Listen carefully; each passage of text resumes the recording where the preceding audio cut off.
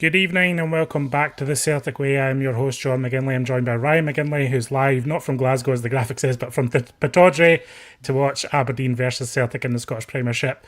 We're here to talk through the team news and all the build up to the kick-off at 8 o'clock. But first, a quick word from our sponsor. The Celtic Way is brought to you by S1 Jobs. If it's time to hand in your transfer request, then head over to s1jobs.com and upload your CV today. With thousands of jobs across Glasgow and the surrounding area, you'll find the one at S1 Jobs, so start your search today. Ryan, I'm just going to fire straight into the team news here. It's a much changed lineup from what we've seen. That was obviously on the cards from what Brendan Rodgers was saying in the build-up to this match. But your team today is Viljami Sinisalo, Jeffrey Schlupp, Austin Trusty, Mike Nawrocki, Anthony Ralston. Callum McGregor stays in the team, Luke McCowan, Paolo Bernardo, James Forrest, Johnny Kenny and Hyunjin Yang. And your substitutes this evening, Kasper Schmeichel, Alistair Johnston, Greg Taylor, Liam Scales, Adam Ida, Nicholas Kuhn, Arnie Engels, Rio Tati and young Sean McArdle.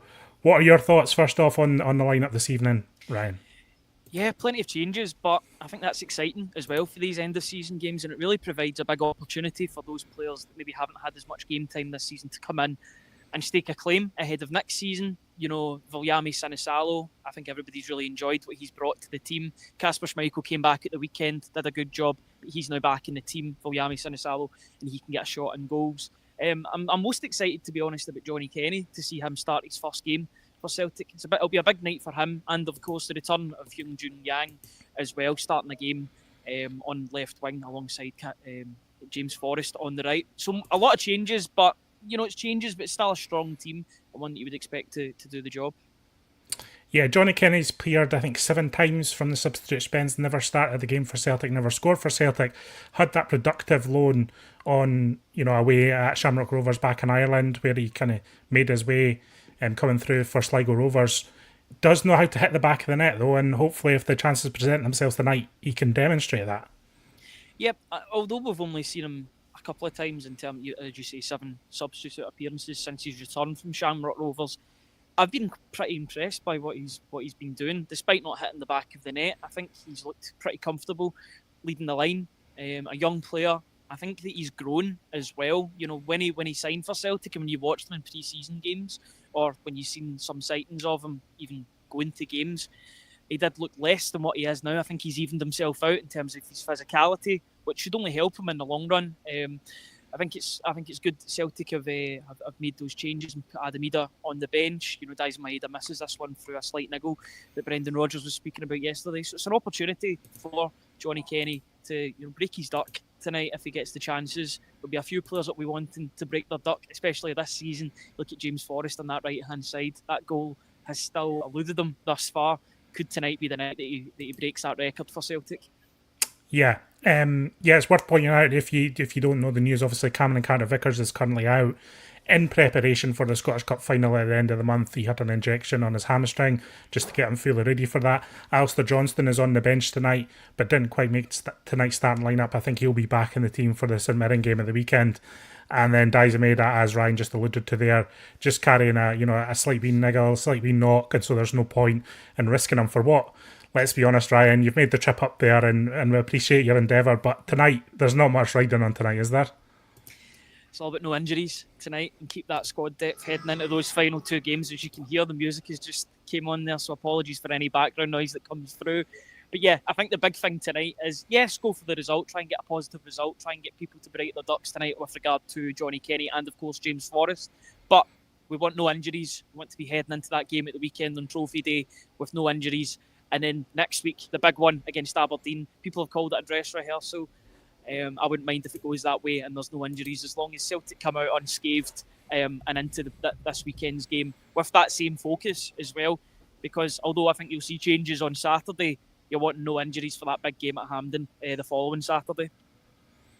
Yeah, undoubtedly, and yeah, I think the whole endeavour of tonight, as you kind of alluded to there, is just coming out, everyone firing, everyone in good form, no injuries, like you say, no fitness issues, and then just that it'll be a celebratory day on Saturday. And Brendan Rodgers has talked about these mini goals that the team have set themselves for this end of the season. I think they're hunting goals. They're still hunting goals despite the many they've scored this season. Over 150 they've scored this season, Ryan, which is remarkable. It's the most they've scored in all competitions for close to 60 years, which is genuinely crazy. But they want to keep adding these league goals. I think they're chasing league goal targets, aren't they? And that's what I think we'll see, quite an attacking, front foot performance from Celtic this evening. Yeah, and I think it's pretty exciting, the changes that have been made in the forward line. Talk about Kenny, talk about Yang coming back into the team. I thought he was in really, really good form until he picked up that unfortunate injury. You look back to that game, especially at St Mirren away from home, that he really did electrify the forward line in the final half an hour or so when he was playing for Celtic. So I'm hoping for similar tonight. It's all about, Brendan Rodgers will have a rough idea of what team he's going to be picking already for Hampden if everybody's fit. It's up to these players that have came into the team tonight to show that, right, we're not going to stand there and just allow ourselves to be a part of the subs bench, or maybe not even named on the subs bench at all. It's an opportunity tonight to show that they're capable of coming into the team and making an impact. For them, a big plus tonight would be putting that seed of doubt into Brendan Rodgers' mind, is to say, right, I haven't thought about him for the cup final, but maybe I need to, or maybe he does deserve an opportunity on the subs bench. These opportunities don't come around often for some of these players coming into the team. It's up to them to take it with both hands and feet this evening. Yeah, Jeffrey Schlupp as well. I mean, I think when he initially came into the Celtic team after joining in the January transfer window, there was a lot of optimism around him, but he was part of defeats against Rangers. He was part of the defeat against St Johnstone, and we've not seen him since McDermott Park start a game. He's been used as a substitute since then, but we've not seen him start a match since that trip to McDermott Park where Celtic lost 1-0. So a little chance for him to show that he's still, he's still got his eye in the Celtic game, so to speak. And if there is chat of maybe Celtic offering him some sort of contract this summer, then tonight would be an opportunity for him to show that he can still perform despite losing his place against the Taylor in the team. Yeah, it has been a little bit strange, that, because I thought that Jeffrey Schlupp would just remain in the team from now until the end of the season. I know both Taylor and Schlupp will be heading out the door, at least as things stand. Schlupp will be a free agent, and as will Greg Taylor. There's been no further talk about Taylor accepting that contractual offer that was offered to him a few weeks ago that was getting reported in the media. For Jeffrey Schlupp, it looks as if his time at Crystal Palace will be up, so he'll be looking for a new employer come the summer. So as things stand, Celtic need 2 left-backs at least in the summer. I know Kieran Tierney's coming in, so that fills one of those spots, but they'll either need to bring in maybe Matthew Anderson, that's been out on loan at Admiral Vaca this season, or they need to go out and scout a younger left back. One thing I would say about Kieran Tierney is it's great. And there's boatloads. It seems as if with each passing day, there seems to be more excitement about Kieran Tierney returning to Celtic. Brendan Rodgers said that he's exchanged a couple of messages with him. We can really now truly get excited about Kieran Tierney back in the green and white of Celtic, but you need somebody that's going to support him at left back as well, because as much as I think his injury history is exaggerated when talking about him, he still won't play every game next season, and there needs to be that rotation. So for me, somebody like Schlupp, or maybe even somebody younger to come through and learn off of Kieran Tierney, would be a good option for Celtic going forward.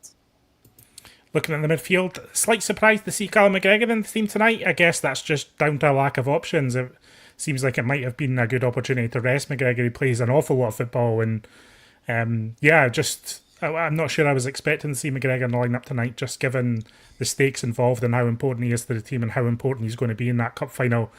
Again, the likelihood of injury is small tonight, so that it's not panicking by any means, but just a slight surprise for me to see McGregor in the team. But then McCowan and Bernardo haven't played that much of late, especially with the reduction of the schedule down to 1 match per week. There's been less opportunity for Luke McCowan and Paulo Bernardo to impress. But again, I'm looking forward to seeing them. I'm looking forward to seeing Luke McCowan tonight to see what he can do from the start of the game too. Yeah, I think those 2 players that have come into the side, and Luke McCowan and Paulo Bernardo, they in games earlier on this season, I thought the 2 of them gave that desired effect in terms of upping the tempo. Maybe when Hatate and Engels weren't showing it in the first 60 minutes, or they were having a poorer game, or due to their fitness levels as well, the 2 games a week, bringing the likes of Bernardo and McCowan on did help in some of those early games. But you're right, as games have become have transpired into 1 game a week, you've seen less of them. You've seen more of that starting 11 stay and not a lot of changes. But they're 2 players that will be big players for Celtic, not just now, but in the coming years. I think McCowan will spend quite a few years at Celtic. The same for Bernardo. I think it's been such a disappointing season for Bernardo because that injury came at the wrong time for him. I know any injury is bad at any time, just with the amount of games that were played, and maybe that did help McCown in a way because it gave him more game time in the team. But I'm expecting big things from Paulo Bernardo. He's still only 22 years old, Benfica Academy graduate. He's got first team experience last season. I expect him to kick on, but a good chance for him tonight to show what he's all about. Good to see people involved in the chat tonight. Nice to see familiar names. People kind of reflecting that this isn't really the most high stakes occasion tonight for Celtic, but it's a Celtic game. And I was speaking to Hamish this morning, and as Hamish said, in a couple of weeks' time, or a few weeks' time, or a month's time, when the dust is settled on the season and we're all bored on a Wednesday night, we'll be dying for a meaningless Celtic fixture at Pittodrie against Aberdeen. That's kind of how I see tonight. So enjoy Celtic while you can, everyone, because they're going to be going away soon. Is really the message. Yeah, absolutely. I will enjoy the break when it comes around, but we've got the small matter of Champions League qualifier in August, so we don't need to wait as long. Well, the season will have already started by the time that qualifier comes around, so you'll have that. You have the pre-season friendly games, but yeah, you've got to enjoy these league games while they're there. It's a good preparation for Brendan Rodgers and his side ahead of the game next Saturday against Aberdeen at Hampden. It's massive, it really is a massive game, chance to get a treble. But tonight's important in terms of keeping the fitness levels up. Those players that maybe aren't in the first team at the moment in terms of the starting lineup, good opportunity for them to show what it's all about. I just hope they come out with the right attitude tonight. Aberdeen still have something to play for. They're still in the hunt for third place. So maybe that's why Cal McGregor's stayed in the team, to keep that continuity. For him to do a job for 60 minutes and then come off maybe in place of the likes of Sean McArdle or some of the first team players like Arnott Engels or Hatate. So no problems with that. Quite happy with the team that's been selected tonight. Plenty of changes, but still strong enough, and I do expect them to go out and do the business tonight. I'm hoping to see a number of good performances tonight, despite the so-called dead rubber nature of it for Celtic. Yeah, definitely. And Rodgers said last week that he likes sometimes to test some of the fringe players or some of the young players in a match away from home, because there's just more pressure, there's more tension in the match, and that's when you see the true nature of some of the players. So, I mean, if I'm Johnny Kenny, I know that Brendan Rodgers has his eye on me tonight. So if you're going to try and impress Brendan Rodgers, Johnny Kenny, tonight is the night to do it if you're capable of doing it. And that's going to be one of the main talking points of the match, I would suggest. So good luck to him. You mentioned that you fancy Celtic to do the job tonight. Ryan, what's your prediction in terms of scoreline? Because there's been changes in the team, I won't go as confident as what I probably would be in a game at home. It's a game at Pittodrie at the end of the day, and that brings its own challenges, but it will bring a good atmosphere as well. I'm going to go for 2-1 Celtic. I think both teams will score, but I think Celtic will edge Aberdeen to a victory tonight. I'll go for a 3-1 Celtic tonight. I just think there's going to be a lot of goals in this. I think Celtic will play with a bit of freedom. There's absolutely no pressure on this game at all. It's a bit of a kickabout. They're not going to bust the gut, I don't think, but I guess that's why Brendan Rodgers has also changed the team, hasn't he? Because he knows that the fringe players are more likely to put more effort into the match than perhaps some of the more established starters. And yeah, then it's all about the flag day, or not flag day, but the trophy day at the weekend. I think we'll see another exciting attacking performance that night as well. So I think tonight will continue the way that Celtic have been for the last few weeks. So I'm going 3-1 for Celtic tonight. Natalie McMullen saying she thinks it's going to be 3-0 to Celtic tonight. Maestro95, he thinks it's going to be a 2-1, so he's with you. I think everyone will fancy a Celtic victory. What are you expecting from Aberdeen tonight, Ryan? They'll be keeping stuff in reserve for the final as well, won't they? Yeah, absolutely. But they'll also have, I'm sure they'll have people in their coaching lineup that will keep an eye out on the St Mirren Hibs game that's going on tonight as well. I think they're 3 points behind Hibs with 2 games remaining, so they'll be hoping that St Mirren, who have been in tremendous form recently, can do something against Hibs and couple that with a result tonight. It's been an up and down season for Aberdeen because it was the real highs of the start of the season. They were really playing well. I think that was climaxed with that win against Rangers at Pittodrie in the winter months. People were thinking maybe they can challenge for second, maybe even push for first. And they had that dreaded run for 3-4 months, and it was a real struggle for them to even get positive results, even to get draws. It felt as if they were getting defeats left, right and centre. It's been an interesting first season for Jimmy Tillene, but they've clearly backed their manager, and I'm expecting it was the last home game of the season. I'm expecting Aberdeen to come out and try and put in a good performance. There's been many sides to Aberdeen this season. Celtic will be hoping it's the latter one that they see, not the former, because they were pretty good in some of the games that they played against Celtic, particularly that game at Celtic Park, October, November time. But Celtic have had the beating of them in all of the other games, especially that game at Hampden, the League Cup semi-final. So I'm expecting a good performance from Aberdeen, but if Celtic turn up and play the way that they can, even with this rotated side, then I think there'll only be one winner at Pittodrie, and it'll be their way side. John Mullane says 2-1 Celts from the Fergus McCann CSC in Alicante. Wow. Ryan, is Aberdeen as sunny as Alicante this evening? Do you know, it's sunny, but it's very windy. It's a wind tunnel. I will caveat that by saying that the weather is so much nicer than it was when I was last here in December. It was pelting down.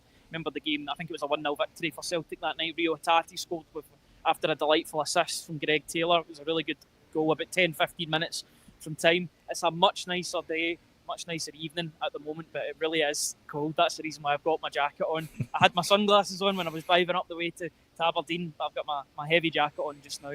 Best of all worlds. You're soft in Glasgow is all I'm going to say, Ryan, as to that. Sean Hughes reminding everyone Aberdeen need 3 points tonight for third place. Yeah, that's kind of what we've been saying. Alan Devine reckons it'll be 3-2 to Celtic. Martin Nichols saying 3-1. So lots of good feeling out there for a good game, a good performance, a good Celtic win tonight, and hopefully that'll be the case. And we'll be chatting about it after the game. Ryan, you're in the press box there. You're going to have coverage up on the website as well, celticway.co.uk. Match analysis straight after the full-time whistle. We'll be back on here to chat through all the talk about the game, good or bad. So yeah, any last thoughts before we head off? No, just enjoy the game. Everybody, as you quite rightly said, the games are becoming fewer and fewer this season, and by the time the season ends in a couple of weeks into the off season, people will be calling for the football back. So enjoy nights like these. Celtic are champions. It's great that they don't have anything riding on this game. Just enjoy the rotation, and fingers crossed those players that come into the team can show what they're all about ahead of next season. So that's my sort of final message. Yep, thanks for joining us, everyone, live in the chat, or if you're in the comments below, be sure to leave a message. It will be, as I say, we'll be back after the full-time whistle a bit after that, after Ryan's been in Brendan Rodgers' press conference as well. So we'll have all the news from Brendan Rodgers' press conference live on the stream later. Thanks and good night, and we'll see you a bit later on. Goodbye.